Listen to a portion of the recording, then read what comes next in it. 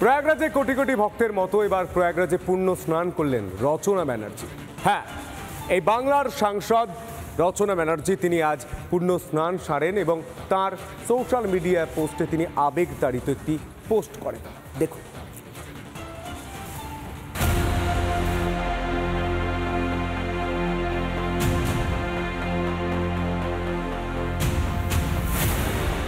চিনতে পারছেন, ইনি আমাদের সাংসদ, অভিনেত্রী, রিয়েলিটি শোয়ের অ্যাঙ্কার রচনা ব্যানার্জি। পুণ্য অর্জন করতে ম্যাডাম সাংসদ পৌঁছে গিয়েছেন প্রয়াগরাজে। পরনে গেরুয়া কুর্তি, মাথায় রক্তচন্দনের তিলক, ডুবের পর ডুব লাগাচ্ছেন কুম্ভে। সামনে থেকে আবার একজন ছোট্ট একটা ভিডিও করছেন। কুম্ভ স্নানে যাওয়ার আগে করে ফেললেন একটা ছোট্ট লাইভও। অনেক স্বপ্ন ছিল, অনেক আশা ছিল যে প্রয়াগরাজ আসবো এবং আজকে বসন্ত পঞ্চমী, সরস্বতী পুজো, আমাদের আজকে এই শুভ দিনে গঙ্গায় যাব এবং সেই আশা স্বপ্ন পূরণ করার জন্য এখানে আসা। আপনাদেরকে নিশ্চয়ই জানাবো কেমন হলো আমার এই অভিজ্ঞতা। তিনি জলকে কুইন্টালে মাপতেন একটা সময়। তিনি বন্ধ কারখানা থেকে ধোঁয়াও খুঁজে পেতেন। প্রচারে গিয়ে তিনি দইয়ের গুণগত মানও বিচার করতেন, কিন্তু সেসব এখন অতীত। তৃণমূল সাংসদ আপাতত মনোনিবেশ করেছেন পুণ্য অর্জনে। করলেন আবেগ তাড়িত পোস্টও।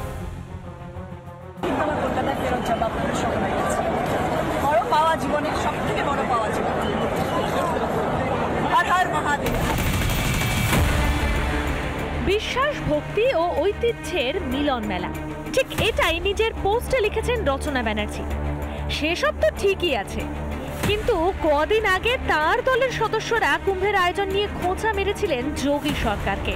কোন এক বিখ্যাত গায়ককে রং দে তু মোহে গেরুয়া গানের জন্য রোষানলেও পড়তে হয়েছিল তার দলের বড়, মেজো, সেজো, ছোট নেতাদের। আর এবার গেরুয়া বসন করে আবার শাস্তির মুখে পড়তে হবে না তো মাননীয় সাংসদকে। রিপাবলিক বাংলা।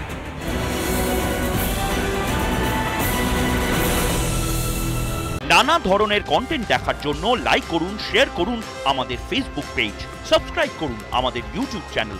পাশাপাশি অন্যান্য ব্রেকিং নিউজের জন্য অবশ্যই চোখ রাখুন রিপাবলিক বাংলায়।